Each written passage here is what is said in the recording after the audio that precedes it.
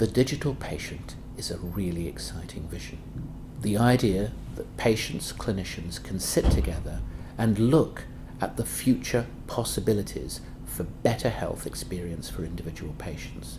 What changes can the clinician introduce? What changes can the patient make, him or herself, to improve their health outcome, to have a healthier and more enriched and fulfilled quality of life?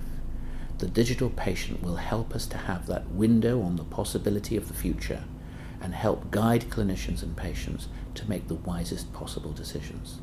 It's a fantastic opportunity.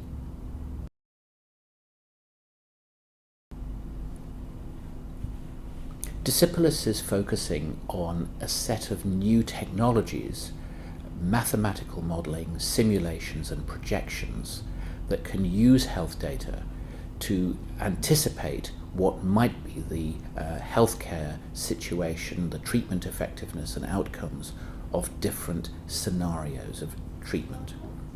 So DISCIPULUS as a project is looking at the future trajectory of these technologies, how they might become embedded in healthcare and what healthcare benefits might arise from using them. So engaging with clinical communities and patient communities to look at where the benefits might lie, and engaging with the research community to look at how the research and the capability of these mathematical models might be evolved.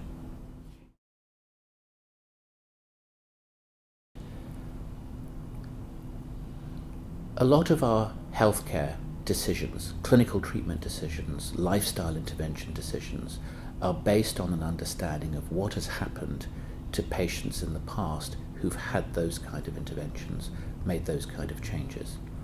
It's very difficult for us to accurately personalize those to the individual. Using mathematical models, we can start to anticipate what choices people should make, clinicians should make, in order to optimize healthcare and get the best possible impact on patients. What I would like to see in the future is that any patient who is having any area of healthcare intervention has an ability to see what the different options are for what might happen to them in the future, and then to make informed decisions with their clinicians as a consequence. So what I would love to see is the wide adoption of simulations and projections right across healthcare, so that all decisions are made with a sense of understanding of where healthcare might go if different choices are made.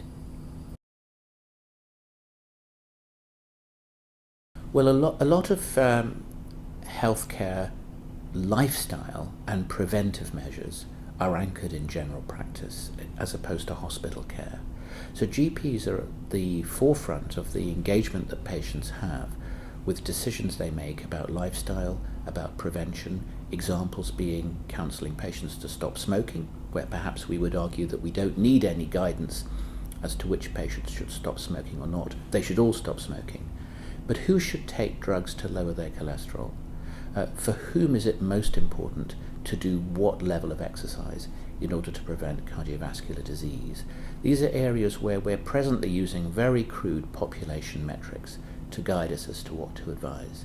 It would be great if we could use models of this kind to help us really understand for a given patient what kinds of dietary and lifestyle activities they should be undertaking in order to really optimize their healthcare, really personalized to the individual patient. We're asking quite a lot to expect clinicians to move from effectively textbook and guideline-based medicine, where they're using knowledge that has been accrued from past experience with patient populations, to using mathematical models that are anticipating the future. We need clinicians to be able to trust those models, know to what extent they can be confident in what those models advise or portray. We are still growing the evidence base that should enable that trust. So I believe that in order for us to reach wide-scale adoption, we have to have some clinical trials that demonstrate the safety, the robustness and the reliability of these models, because otherwise we'll be asking clinicians to trust things that they don't necessarily have the confidence in using. The present generation of mathematical models use certain data sets that give quite accurate understanding of what will happen for very particular phenomena, such as the flow of blood through a given artery of a given size, the amount of turbulence, where occlusion might grow in the future and cause problems, where best to site a joint replacement and how mobility might be improved, etc. What I would love to see in the future is that these models can take on board a more holistic set of data about a patient, so that it really does personalize the projections and simulations. So I would love it for these models to eventually be able to reason over many components of a patient's electronic health record. We're at a very exciting time where ICT, where technologies are really starting to deliver visuals and very appealing applications to enable people of all levels of expertise to understand information and knowledge. You see that now with the growth of mobile apps for patients to self-manage diseases and manage their lifestyle.